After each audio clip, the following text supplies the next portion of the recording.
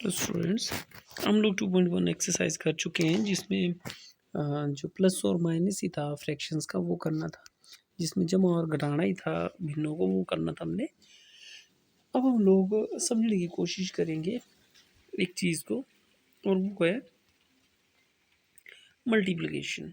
ठीक है, मल्टीप्लिकेशन होती क्या है पहले आज हम ये समझेंगे, उसके बाद हम एक्सरसाइज के ऊपर आएंगे। अब सपोज मैं 3 का टेबल समझना चाहता हूँ। 3 वन जा 3, इसका मतलब क्या होता है? इसका मतलब है कि तीन लड्डू अगर मैंने लिए, 3 लड्डुओं की एक लाइन लगाऊं, 3 लड्डुओं की एक लाइन लगाऊं तो मुझे 3 लड्डू मिलेंगे।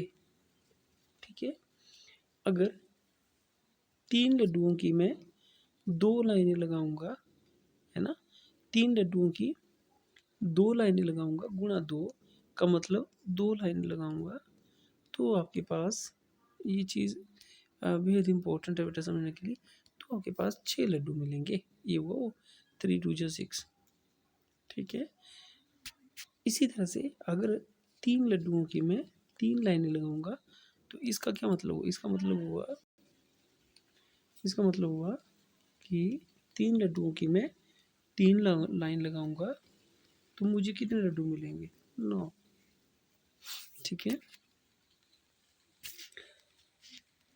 9 लड्डू। ठीक है, मतलब बोलने का मतलब ये है कि गुणा जो होती है वो बार बार की जाने वाली जमा ही होती है। ठीक है, जब भी हम किसी चीज़ को बार बार जमा करते हैं तो बड़ा अच्छा रहता है कि हम ये समझ आएँ कि उस चीज़ को हम कितनी बार जमा कर रहे हैं। जैसे मैं बोलता हूँ 2 5 जा 10, इसका मतलब हुआ कि 2 को मैंने 5 बार जोड़ा है। अगर आप 2 को 5 बार जमा करेंगे, जैसे कि मैं यहाँ कर रहा हूँ, देखो ये 2 3 4 5, तो उत्तर आपके पास 10 लड्डू आएंगे।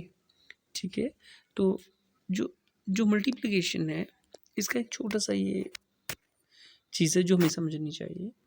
अब हम फ्रैक्शंस की टर्म में समझने की कोशिश करते हैं।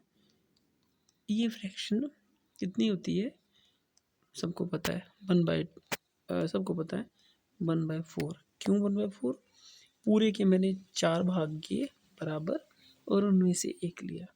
ऐसे ही अगर मैं एक और भाग लूँ जो भी 1/4 है ना, और फिर एक और लूँ जो भी 1/4 ले लूँ, तो इन तीनों को बताने के लिए मैं कैसे बोलूँगा? मैं बोलूँगा कि 3 मेरे पास 1/4 भाग जो हैं वो आ रहे हैं। ठीक है, तो थोड़ा सा समझते हैं कि इसका आंसर क्या होगा। इसका आंसर है कि एक का डार्क ले लिया, दूसरे का डार्क ले लिया, तीसरे का डार्क ले लिया, तो ये भिन्न कितनी बनी? 3/4। तो बोलने का मतलब ये है कि जब हम 3 गुणा 1/4 करेंगे तो हमारे पास क्या आएगा? हमारे पास 3/4 आएगा। एक बार फिर से समझने की कोशिश करते हैं, एक और एग्जांपल लेके। अगर सपोज मेरे पास एक रेक्टेंगल है और इसका मैं हाफ ले रहा हूँ। ठीक है, एक और रेक्टेंगल है, इसका भी मैंने हाफ लिया, एक और रेक्टेंगल है, इसका भी मैंने हाफ लिया, सबका हाफ। तो इन तीनों को एक साथ लेने पर मेरे पास एक रेक्टेंगल बनेगा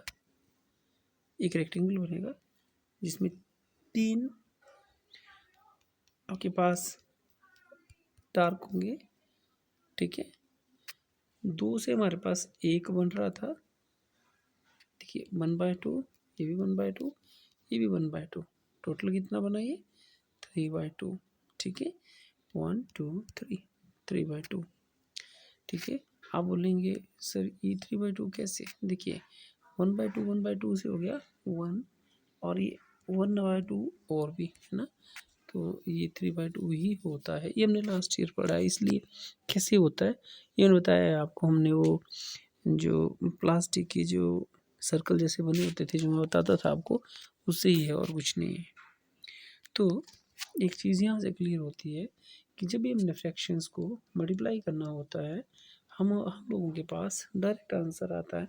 हम अंश को, जो न्यूमरेटर है उसको न्यूमरेटर से गुना करते हैं, अंश को अंश के साथ गुना करते हैं और कुछ नहीं। सपोज मेरे पास कोई फ्रैक्शन है 5/16, तो अंश को अंश से गुना कर सकता हूँ, आपके पास आएगा 20/16। ठीक है, आप चाहें तो इसको सरल भिन्न में बदल सकते हैं। अगर मेरे पास एक भिन्न है, इसको भी मैंने एक और भिन्न से गुना करना है, तो ध्यान रखेंगे आप, अंश को अंश से, हर को हर से गुणा कर की जाती है, न्यूमरेटर को न्यूमरेटर से, डिनोमिनेटर को डिनोमिनेटर से गुणा करते हैं।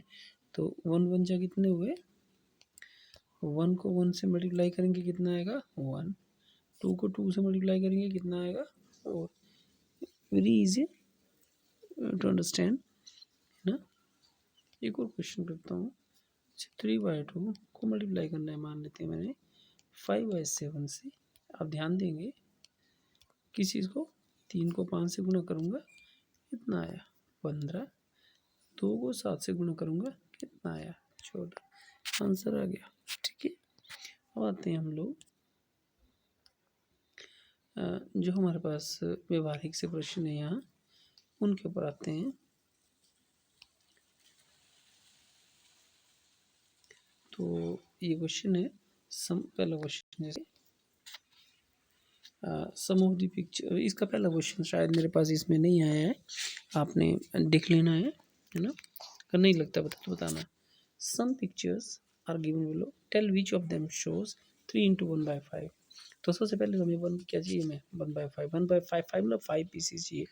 1 2 3 4 नहीं, 1 2 3 4 नहीं, 1 2 3 4 5, ये देखिए 5 वाला ना, तो 5 5 5। ठीक है, तो ये हुआ 1/5, ये हुआ 1/5, ये भी 1/5, ये कितना आ जाएगा 3/5। अब ये 2 वाला 1/3 वाला देखिए यही है, 3/4 वाला तो वही है। ठीक, तो आपने पहला क्वेश्चन करना है, दूसरा भी कर लेना है। ठीक है, ये भी कर, ये मैंने भी बता दिया आपको ना। मल्टीप्लाई दिखा है, इसमें लिखा है multiply and reduce to lowest form, convert them into mix fraction. आपने गुणा करना है और उसके बाद उसको सरलतम रूप में लिखना है। ठीक है, ओके, आज के लिए इतना ही, बाय।